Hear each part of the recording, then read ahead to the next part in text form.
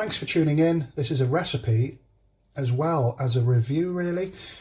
This was highly recommended in India. India Gate Basmati rice, aged for at least 1 year. As you can see, it's aged, and it's from a really good region, a renowned region in the northwest of India. You know, the foothills of the Himalayas. That's why you get the big Basmati rice there, because all those minerals coming down off the Himalaya mountains. So this is how I cook it, and I'm going to give it a taste test, and you're going to be able to see what it's like as we're doing it. So 1 cup of rice is for 2 people. There's 2 cups here, so this will puff up a lot. And have a look at the grains. Into a big pan. There's no point using 2 bowls. You might as well just wash and soak your rice in the same bowl.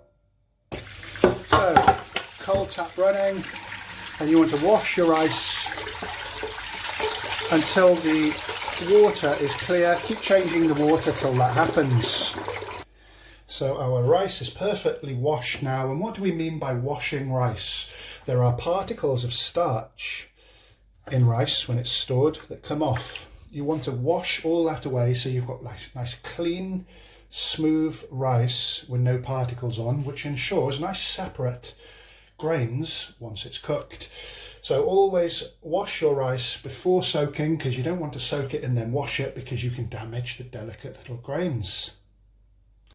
So the next step is to let the rice soak for 30 minutes. So it speeds up the cooking time, makes the cooking of the rice even, and ensures nice separate flakes again. We'll come back in half an hour.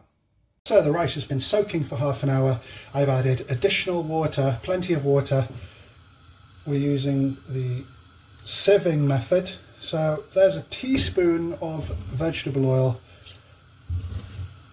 1.5 teaspoons of salt. I was going to use a tablespoon of lemon juice, but that doesn't have any seeds in. So all I'm going to do now is put that on the hob, and I'm going to heat it up. And then once it's nearly boiling, turn the heat down. So I've had my rice on a very gentle simmer for around 7 minutes now. I don't time it, it's all about the process. So a lot of people make the mistake of boiling their rice vigorously. So you can see the whole process has been step by step and gentle and subtle. So our rice is starting to cook now, but it'll reach a turning point soon where it'll expand by 2, and that's starting to happen. So nice and gently, no need to put a lid on or anything like that, and we'll come back once it's doubled in size. So literally 90 seconds after we just spoke, the rice has doubled, and you can see it's dramatically filled the pan. So now this is the time to drain it straight away, quickly. Every second counts. So I've just drained my rice, and as you can see, it's still steaming. If it's still steaming, it's still hot and it's still cooking. That's why the trick is to take it out early and just let it steam off. Give it a bigger surface area. What I do, because we quite sensibly used a large pan in the beginning, make sure that's dry.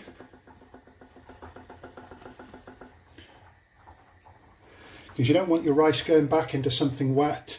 And as soon as it's stopped dripping from the sieve, the coriander,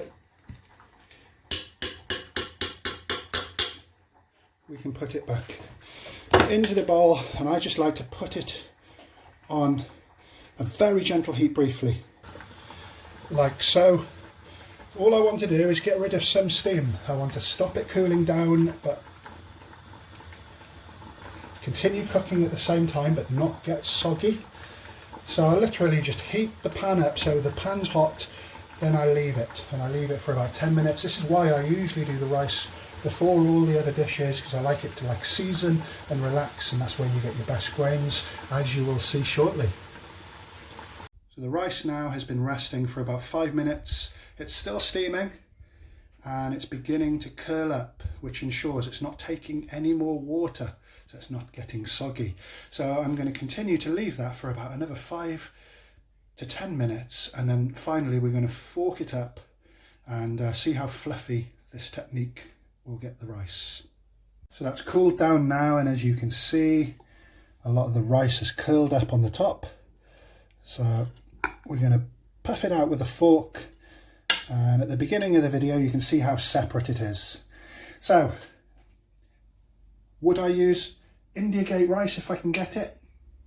Probably. It's as good as so many other rices.